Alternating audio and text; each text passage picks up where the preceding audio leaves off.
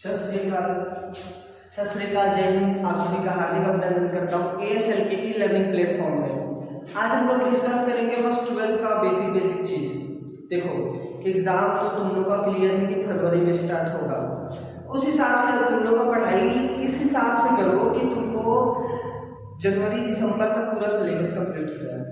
कृपया इस बात का हमेशा ध्यान रखें कि तुम्हारे पास लिमिट टाइम है और तुम एक लिमिट एक्सिस तक ही तुम लोग काम कर सकते हो।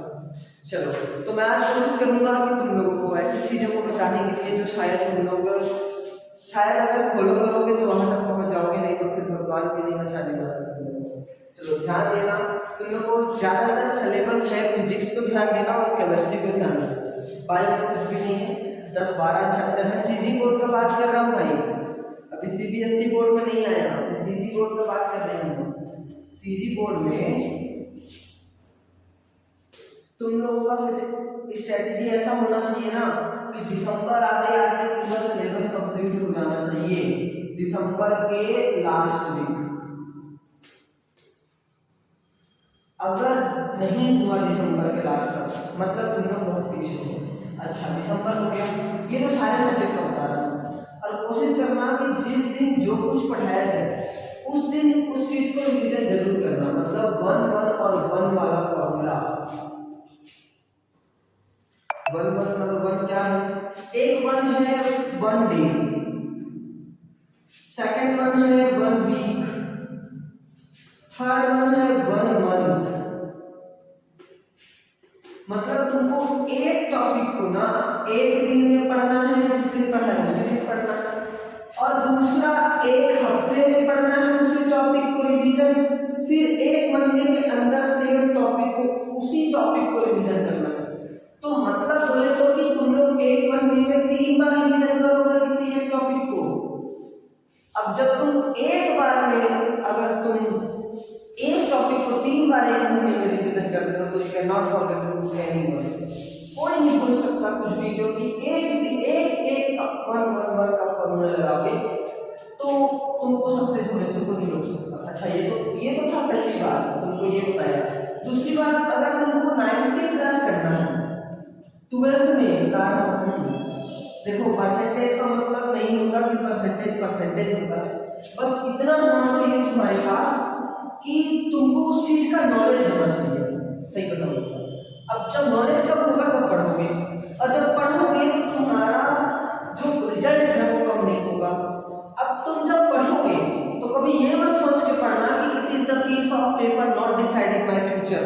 ऐसा सोच के पढ़ोगे ना तो you can not success any work any field, तुम कभी सक्सेस नहीं हो सकते, क्योंकि यही तो तुम्हारी नीड है यार। सही बताऊं तो देखो, कोई भी ना तुमको तुम्हारे रिजल्ट को देख के क्या पता करता है जानते हो?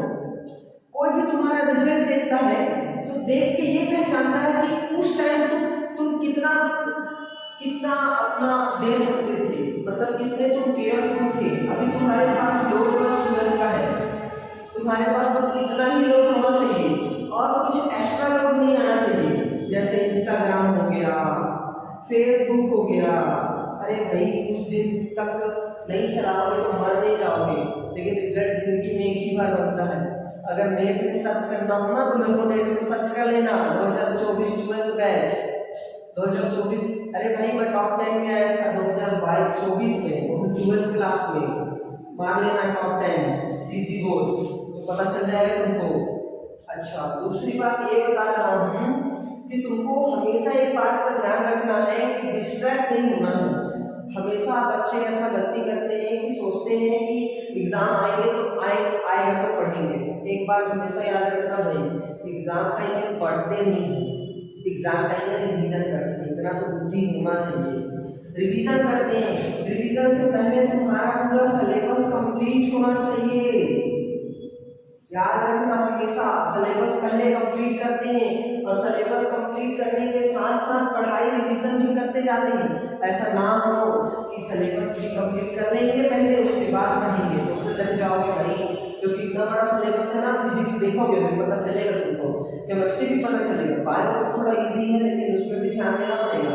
तो क्या बोल रहा था मैं, ध्यान से सुनिए, ध्यान से सुन लो, नहीं तो फिर बाद में दिक्कत होगा। मेरे को कुछ नहीं, मैं तो जहाँ हूँ वहाँ हूँ, अभी तुम लोगों को ध्यान देने की जरूरत है, क्योंकि ये तुम लोगों का ना लास्ट ईयर है। क्या चीज? School life. तो स्कूल लाइफ का लास्ट ईयर है, तो अपने स्कूल लाइफ को ऐसे ही जाने दोगे यार। और ये तुम्हारे 12th के बेस पे तुमको आगे पता चलेगा कि तुम कितने मेहनती हो। अगर जब तुम अपने लिए मेहनत नहीं कर सकते ना भाई, तो सरकार भी किसी का रिजल्ट देख के थोबड़ा देख के नंबर नहीं देगा तुमको, या तुमको नौकरी में नहीं ले देगा। पहली बात। दूसरी बात ये है कि रिजल्ट से केवल ये देखा जाता है कि तुम कितना रिस्पॉन्सिबल हो इस टाइम में। इसकी रिस्पॉन्सिबिलिटी को पहचानने के लिए ना तुम्हारे रिजल्ट को देखा जाता है।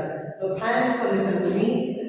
आइंदा ध्यान रखना, दोबारा जब भी वीडियो बनाऊंगा तो अब वीडियो आएगा, टॉपिक और लेक्चर्स अब जितने भी बनते जाएंगे 12th क्लास के, जो कुछ भी होगा सारे ऐसे ही बनते जाएंगे भाई। तो ध्यान से सुनना, मैं लिखूंगा कुछ बोलूंगा कि लिख लेना तुम लोग, तो ध्यान से सुनना लिखना, क्योंकि ये it is the my and your responsibility. Thanks for listening, bye bye.